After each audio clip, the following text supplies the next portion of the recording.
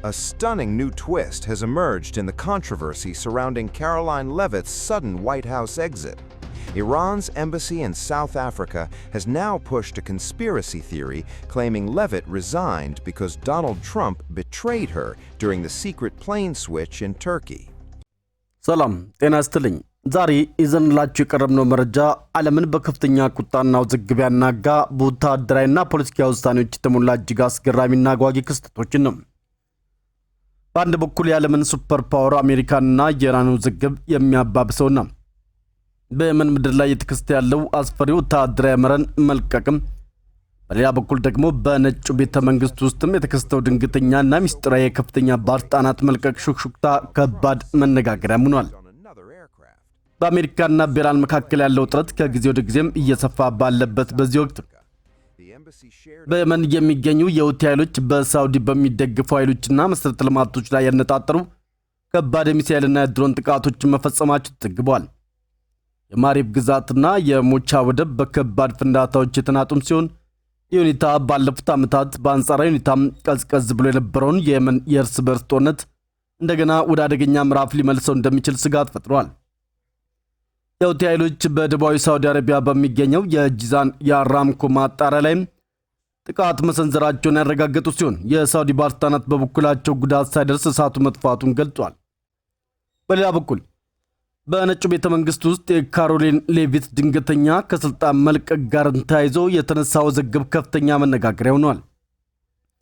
ኢራን በደቡብ አፍሪካ የሚገኘው ኤምባሲ ሌቪት ከስልጣን የለቀቀችው በቱርክ በሚስጥር አውሮፕላን ልውውጥ ወቅትም ዶናልድ ትራምፕ ከዳተኛ ስለሆኑባት ነው የሚል የሴራ ንድፈ ሐሳብ ማሰራጨቱ ከፍተኛ ውዝግብ ፈጥሯል።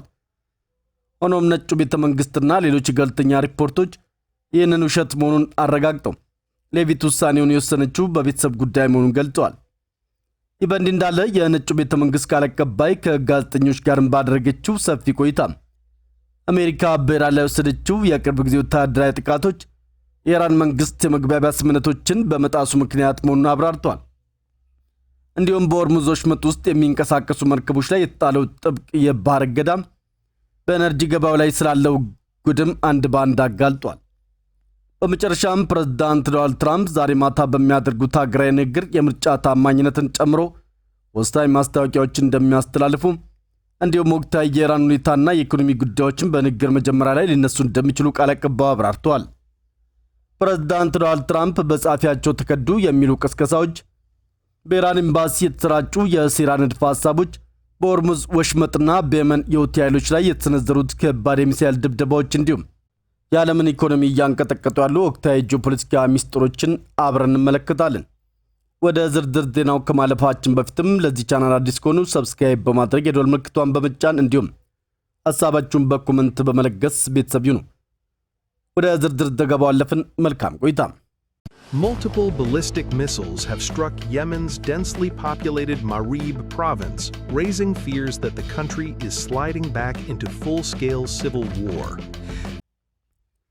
አስፈሪው ጥቃት የሁቲ ሚሳኤሎች በሳውዲ በሚደገፉ ኃይሎች ላይ ከባድ ድብደባ ሲሰነዝሩ ገዳይ ፍንዳታዎች ተከሰቱ። በርካታ ባሊስቲክ ሚሳኤሎች የየመንን ማሪብ ግዛት የመቱም ሲሆን በከተማዋ በተለያዩ አካባቢዎች 3 ትላልቅ ፍንዳታዎች መከሰታቸው ተዘግበዋል። በሳውዲ የሚደገፈው መንግስት በጥቃቱ የሁቲ ኃይሎችን ተጠያቂ ያደረገም ሲሆን የሲቪል መሰረተ ልማቶች ኢላማ መድረጋቸውን ገልጿል። በርካታ ባሊስቲክ ሚሳኤሎች በየመን ከፍተኛ ህዝብ ብዛት ባለባት የማሪብ ግዛት ላይ መመታታቸው አገሪቱ ወደ ሙሉ መጠን ያለው የእርስ በርስ ጦርነት ልትመለስ ይችላል የሚል ስጋትን ፈጥሯል። ቅዳሜ ዕለት በማሪብ ከተማ ውስጥም 3 ትላልቅ ፍንዳታዎች ሪፖርት ተደርገዋል። በሳውዲ የሚደገፈው የየመን መንግስት የሁቲ ኃይሎች ሚሳኤሎችን ተኩሰዋል ሲልም ያከሰሰም ሲሆን የንጹሃን ዜጎች መሰረተ ልማቶች ኢላማ መደረጉንም ተናግሯል። ፉአድ አልኑማን ማሪብ ከቀደምት የጦርነት ምዕራፎች የተፈናቀሉ በመቶ ሺዎች የሚቆጠሩ ሰዎችን ጨምሮ በርካታ ሰላማዊ ሰዎችን በመያዙ የጉዳት ስጋት እንዳለ ተናግሯል። ይሁን እንጂ የጉዳቱ መጠን እስካሁን ግልጽ አይደለም። እንዲሁም የተረጋገጠ የጉዳት ቁጥርም አልወጣም።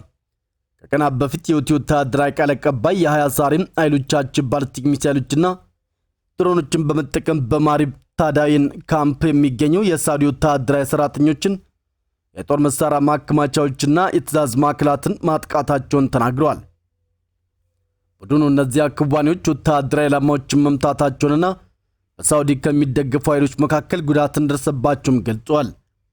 ማሪብ በቀላሉ ሌላ የየመን ከተማ አይደለችም። በዓለም አቀፍ ደረጃ እውቅና ላለው መንግስት ሰሜናዊ ወታደራዊ ማዕከል ሆኖ ያገለግላል። እንዲሁም የኤነርጂ ሀብቶችን፣ ወታደራዊ ተቋማትና በሳውዲ ከሚደገፉ ኃይሎች የሚጠቀሙ ካምፖችን ይዟል። ይህም ለሁለቱም ወገኖች ስልታዊ በሆነ መልኩ ወሳኝ አድርጓል። ነገር ግን ከሌላ ቦታ ሸሽተው በመጡ ሰላማዊ ሰዎች የተጨናነቀ ነው። ይህ ማለት በግዛቱ ላይ የሚደረግ ማንኛውም የታደሰ ጦርነት ሌላ ሰብአዊ ቀውስ ሊያስከትል ይችላል። በሰኔ 2022 በተባበሩት መንግስታት ድርጅት የተደረገው የተኩስ አቁም ስምምነት ከተደረገ በኋላ መጠን ሰፊ ውጊያ ቀንሷል። ምንም እንኳን ቋሚ የፖለቲካ ስምምነት ባይደርስም የአንጻራዊ ሰላም አሁን በፍጥነት እየፈራረሰ ነው።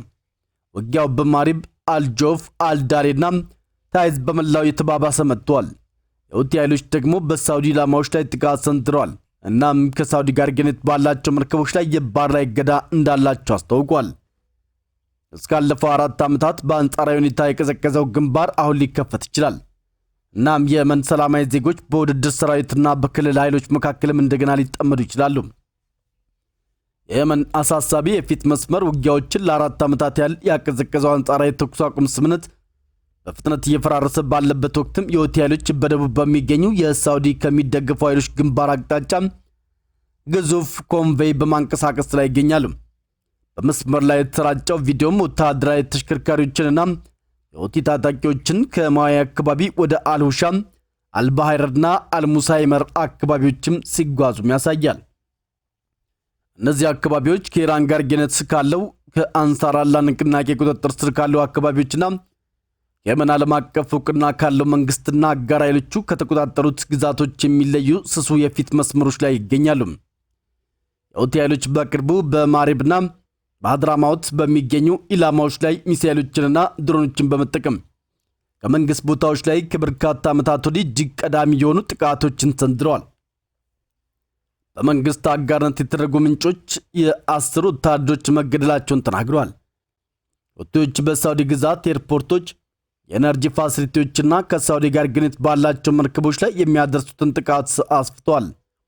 ሳውዲ አረቢያና የየመን አጋሮቿም የአየር ላይ ጥቃቶችና የራሳቸውን ወታደራዊ ዝግጅት በማድረግ ምላሽ ሰጥተዋል። ሪፖርቶች እንደሚያሳዩት ሪያድ በየመን ውስጥም የሚደረገውን ውጊያ ሰፊ ድርሻ ከመንግስት ኃይሎችና አጋር ክፍሎች ጋር በመሆን አዳዲስ የምድርና የባህር ላይ ክንውኖችን ስታጤንም ቆይታለች። ወደ አልኩሻና አልሙሳ ሚር የሚደረገው የተዘገበው ኮንቬይ ስለዚህ ሁቲዎች ወደ ደቡብ በመንግስት ቁጥጥር ስር ባሉ ግዛቶች ውስጥም ለማድረግ ለሚፈልጉት የታደሰ ግፊት በዝግጅት ደረጃን ሊያመለክት ይችላል። የእነዚህ የፊት መስመሮች ቁጥጥር ሁቲዎችም ወደ ላጅ አልዳሌ እናም የአደን አቀራረቦች የሚያመሩ መንገዶችን ግፊት እንዲያደርጉም ያስችላቸዋል። እንዲሁም በሳውዲ የሚደገፉ ኃይሎች ከሌሎች ተወዳዳሪ ዘርፎች ወታደሮችን እንዲያዘዋውሩ ሊያስገድዳቸው ይችላል። ወታደራዊ እንቅስቃሴው ሳውዲ አረቢያ ከቱርክና ከፓኪስታን ጋርም የጋራ መከላከያ ስምምነት ከተፈረመ ከቀናት በኋላ መምጣቱ በአንዱ አባል ላይ የሚሰነዘር ጥቃት በሶስቱም ላይ እንደተፈጸመ ይቆጠራል የሚል መግለጫም ሰጥቷል። ይህም ይበልጥ ተለዋዋጭ እኩሌታን ፈጥሯል። የታደሰ የሁቲ ጥቃት ከየመን ውስጥም ትግል ጋር ብቻም የተወሰነ አይሆንም። የሳውዲ አረቢያን አዲስ ጥምረት ሊፈጥረውና የየመንን የጦር ሜዳ በቀጥታ ከሰፊው የክልል ጦርነት ጋርም ሊያገናኘው ይችላል። ኮንቬዮቹም የሚሳኤል ጥቃቶችና የሚፈራረሰው የተኩስ አቁም ሁሉም በአንድ አቅጣጫም ይጠቁማሉ። የመን የቀዘቀዙ የፊት መስመሮች እንደገና እየተንቀሳቀሱ ነው። እናም አገሪቱ ከሌላ ፊ ጦርነት በአንድ ውሳኔ ብቻ ርቀት ላይ ትሆናለች። የየመን ግጭት የሁቲ ኃይሎች ስልታዊ በሆነው የቀይ ባህር የሙቻ ወደብ ዙሪያ ሚሳኤሎችና ድሮኖችን እንደለቀቁ እንዲሁም በሳውዲ ኤነርጂ ፋሲሊቲ ላይም አዲስ ጥቃት መፈጸሙንም ሲናገሩ ድንገት ወደ ሰፊ የክልል ቀውስ ሊቀየር ይችላል። በየመን በግዛት ከሚተዳደረው ሳባ የዜና ወኪል እንደገለጸው እሁድ ዕለት በምዕራባዊ ታይዝ ግዛት በሙቻ አቅራቢያ በሚገኙ የመኖሪያ ሰፈሮች ላይም በርካታ ሚሳኤሎችም ተተኩሰዋል። እንደ አልአረቢያ ዘገባ የሙቻ ወደብ ዳይሬክተር በጥቃት ወቅትም በርካታ ሰራተኞች ጉዳት እንደደረሰባቸው ተናግረዋል። ሁቲዎች በመግለጫቸው ጥቃቱን በኃላፊነት ወስደዋል። ጥቃቱ የተፈጸመው በብዙ ባሊስቲክ ሚሳኤሎችና ድሮኖች ነው ብለዋል። የቡድኑ ወታደራዊ ቃል አቀባይ ጥቃቱ በቁሳቁስና በጦር መሳሪያዎች ላይ ከፍተኛ ውድመትን እንደሚያስከትል የሳውዲ ዜጎችን ጨምሮ በ10 የሚቆጠሩ ሰዎችን ሕይወት ማጥፋቱንና ጉዳት እንደሚያደርስም ተናግረዋል። ሁቲዎች ሳውዲ አረቢያን የየመንን ሕዝብም ኢላማ አድርጋለች ሲሉም ከሰዋል። በክልል ውስጥም ያለውን የሪያድን አጀንዳ መቃወማቸውን እንደሚቀጥሉም አስጠንቅቀዋል። ነዋሪዎች በበኩላቸው ፍንዳታዎች መከሰታቸውን ሪፖርት አድርገዋል። አንዱ ነዋሪ 6 ፍንዳታዎች በፍጥነት መከተላቸውን ገልጸዋል። አንድ የመንግስት ወታደራዊ ምንጭ አየር መከላከያዎች ከመጡ ጥቃቶች ጋርም ተዋግተዋልም ብለዋል። ጥቃቶቹ ወደ ወደቡ ደርሰው በየመን ለሚንቀሳቀሱ በሳውዲ ለሚደገፉ ኃይሎች የታሰቡ የሳውዲ ወታደራዊ አቅርቦቶችን ኢላማ አድርገዋልም ተብለዋል። መባባሱ ከኢራን ድጋፍ ከሚሰጠው የሁቲ ንቅናቄ በሳውዲ አረቢያ ቀይ ባህር ዳርቻ በጂዛን የሚገኘውን የአራምኮ ማጣሪያ መምታቱን ከተናገረበት የይገባኛል ጥያቄ ጋርም አብሮ መጥቷል። የሁቲ ወታደራዊ ቃል አቀባይ ያህያ ሳሪም የድሮን ጥቃት ተቋሙን በትክክል መምታቱን ተናግሯል። ይህም በሰሜን የመን ውስጥም በሳውዲ የድሮን እንቅስቃሴዎች ላይ የተወሰደ አጸፋዊ እርምጃ ነው ብሏል። የሳውዲ አረቢያ የኤነርጂ ሚኒስቴር ግን የድንገተኛ አደጋ ምላሽ ሰጪ ቡድኖቿም እሁድ ዕለት እኩለ ቀን ላይ በጂዛን ማጣሪያ ተቋም ላይ የነበረውን እሳት ማጥፋታቸውን ገልጸዋል። እንዲሁም የእሳቱን መንስኤ ሳይናገሩ ምንም ጉዳት እንደሌለ ገልጸዋል። የቅርብ ጊዜ ሁከት በየመን ዓለም አቀፍ እውቅና ባለው መንግስት በሳውዲ በሚመራ ጥምረትና በ2022ና ትላልቅ የአገሪቱ ክፍሎች በተቆጣጠሩት ሁቲዎች መካከልም ከተደረገው የ2022 የተኩስ አቁም ስምምነት በኋላ የነበረውን አንጻራዊ መረጋጋት ተከትሎ የመጣ ነው። ያ የተሰባበረው መረጋጋት ባለፈው ወር በ10 የሚቆጠሩ ሰዎችን ሞትና ጉዳት በማድረስ በተለያዩ ግንባሮችም ውጊያውን ሲያጠናክርም ፈርሰዋል። ሁቲዎች ሳውዲ አረቢያን ያነጣጠረ የባህር ላይ እገዳ እንዳላቸው አስታውቋል። እንዲሁም በቀይ ባህር ውስጥም ከሳውዲ ጋር ግንኙነት ያላቸውን ታንከሮች አጥቅተዋል። በሳውዲ መርከቦችና በኤነርጂ መሠረተ ልማቶች ላይ የሚደረገው የታደሰ ስጋት የኢራን የሆርሙዝ ወሽመጥ ማገጃ በሰፊው የአሜሪካ ኢራን ግጭት ውስጥም ትልቅ ቦታ የሚሰጠው በመሆኑ ነው። አዳዲስ የጥቃት ጥያቄዎች የሳውዲ አረቢያን የኤነርጂ መሠረተ ልማት እንደገና ወደ ትኩረት ውስጥም እያስገቡት ነው። የየመን ሁቲ ኃይሎች ቡድንም በደቡባዊ ሳውዲ አረቢያ በጂዛን የሚገኘውን የአራምኮ ማጣሪያን ማታ በድሮን መምታቱን ገልጸዋል። በታጣቂው ክንፍ ባወጣው መግለጫ የኢራን ድጋፍ የሚሰጠው ቡድን ተቋሙን በተሳካ ሁኔታ መምታቱን ገልጾም ጥቃቱ የተፈጸመው በሳውዲ ድሮኖች በራ ምላሽ ነው ብለዋል። ሁቲዎች ከዚህ ቀደም በየመን ግጭት ወቅትም የሳውዲ ግዛትን ኢላማ አድርገዋል። ሪያድ ግን የየመንን ዓለም አቀፍ እውቅና ያለውን መንግስት ከአማጺ ቡድኑ ጋርም ስትደግፍም ቆይታለች። ለአሁን ሁለቱ ወገኖች ስለተፈጠረው ነገር ፈጽሞ የተለየ መግለጫም እየሰጡ ነው። ሁቲዎች ክስተቱን በኤነርጂ ፋሲሊቲ ላይ የተሳካ የድሮን ጥቃት ሲሉ ገልጸውታል። የሳውዲ ባለስልጣናት እሳቱ መከሰቱን አረጋግጠዋል። ነገር ግን ምንም ጉዳት እንደሌለም ሪፖርት አድርገዋል። በሌላ ሰበር ዜና በካሮሊን ሌቪት ድንገተኛ የነጩ ቤተ መንግስት የመልቀቅ ውዝግብ ዙሪያ አስገራሚ አዲስ ክስተት ተፈጥሯል። የኢራን በደቡብ አፍሪካ የሚገኘው ኤምባሲ ሌቪት ከስልጣን የለቀቀችው በቱርክ በሚስጥር አውሮፕላን ልውውጥ ወቅትም ዶናልድ ትራምፕ ከዳተኛ ስለሆኑባት ነው የሚል የሴራ ንድፈ ሐሳብ አስተራጭቷል። የይገባኛል ጥያቄ ሌቪት ዲኮይ ኤርፎርስ 1 ተብሎ በሚጠራው አውሮፕላን ውስጥም ቀርታ ትራምፕ በድብቅ በሌላ አውሮፕላን ማምለጣቸው የሚያሳይም ሲሆን ኤምባሲው የሌቪትን ፎቶግራፍ በኤክስ ትዊተር ላይ በማጋራትም የስልጣን መልቀቋን አክብሯል። ለጥፉ ትራምፕ የፕሬስ ጸሐፊዋን ከርቷቸዋል ሲልም ከሷል። እናም በምግብ አቅርቦት መኪናም እያመለጠ ወደ አደገኛ ሁኔታም ልኳቸዋል ሲልም ተናግሯል። ይህ ውዝግብ ወደ ሐምሌ 8 ይመልሰናል። ትራምፕ ከኢራን ጋር በተያዘ በተነሳ የደህንነት ስጋት ምክንያት ከቱርክ አንካራ በመልቀቅ ላይ ያሉ መጀመሪያ ኤርፎርስ 1 ተብሎ ወደ ተዘጋጀው አውሮፕላን ገብቶም ነበር። ከዚያም ያልተለመደ እርምጃ ተወስዶ ትራምፕ በምግብ አቅርቦት መኪና በድብቅ ተጓጉዘው ወደ አነስተኛውም ኤርፎርስ ቦይንግ C-32A አውሮፕላን ተዛውረዋል። የመጀመሪያው አውሮፕላን እንደ ፕሬዝዳንት አውሮፕላን መስራቱን በመቀጠል ውጤታማ በሆነ መልኩ መሳለቂያ ሆኗል። የሌቪት ንድፈ ሐሳብ መፍረስ የሚጀምረው እዚህ ላይ ነው። እንደ ሪፖርቶች ከሆነ ትራምፕ ናታሊ አርፕና የመከላከያ ሚኒስተር ፔት ሄግስትን ጨምሮ የተመረጡ ረዳቶችን ከሳቸው ጋርም ወስደዋል። ነገር ግን የውጭ ጉዳይ ሚኒስተር ማርኮ ሩቢዮና የግምጃ ቤት ሚኒስተር ስኮት በሳን ከሌሎች ባለስልጣናትና ጋዜጠኞች ጋርም በመጀመሪያው አውሮፕላን ውስጥም ቆይተዋል። ኦፕሬሽኑ የተነደፈው ትራምፕን ሊከሰት ከሚችል ስጋት ለመጠበቅ እንደሆነ ቢነገርም ሌቪት በውሸት አውሮፕላን ውስጥም ከቀሩት መካከል አንዷ መሆኗን የሚያሳይ ምንም ማስረጃ የለም። እንዲያውም ነጩ ቤተ መንግስት ይገባኛል ጥያቄውን በቀጥታ ውድቅ አድርጎታል። የፕሌን ሮዝ ሪፖርት ያደረጉት የኒውዮርክ ታይምስ ሪፖርትም ማጊያ በርማን እሷም ሆነ ሌቪት በበራው ላይ አልነበሩም በማለት አረጋግጧል። ሌቪት የሥራ መልቀቂያውን በተመለከተ ሮብ ዕለት ማብራሪያም ሰጥታለች። የ28 ዓመቷ የፕሬስ ጸሐፊ የሁለቱን ትንንሽ ልጆቿን ከወለደች በኋላ ከወሊድ ፍቃድ በመመለስ ከቤተሰቦቿ ጋርም ብዙ ጊዜ ማሳለፍ እንደምትፈልግ ገልጻለች።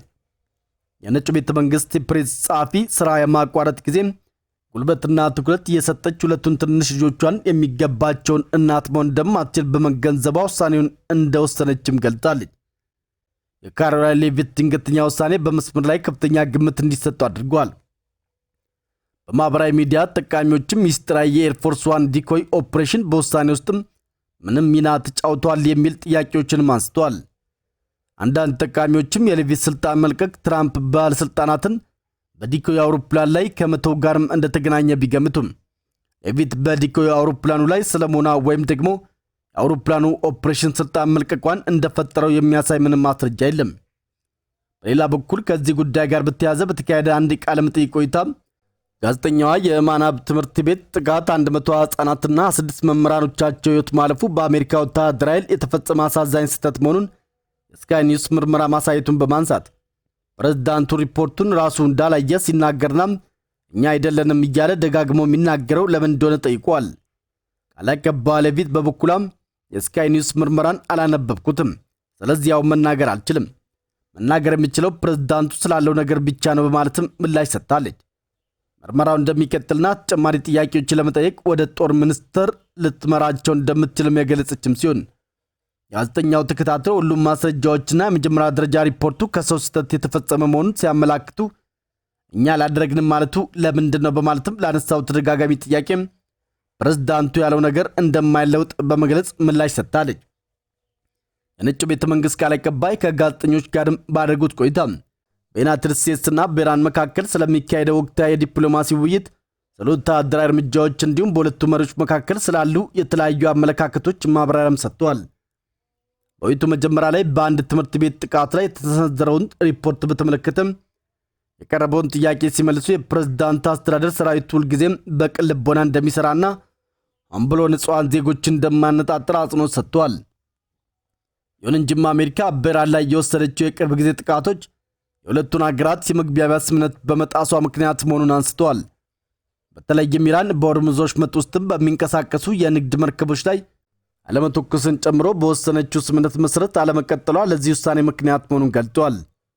ቃል አቀባዩ አክለውም የኤፒክ ፉሪ ኦፕሬሽን የተጀመረው ኢራን የኒውክሌር መሳሪያ እንዳታገኝ ለመከላከል እንደሆነ አስታውሰው በዚህም የወታደራዊና የኢኮኖሚ አቅማቸው ከፍተኛ ጉዳት እንደደረሰበትም ተናግሯል።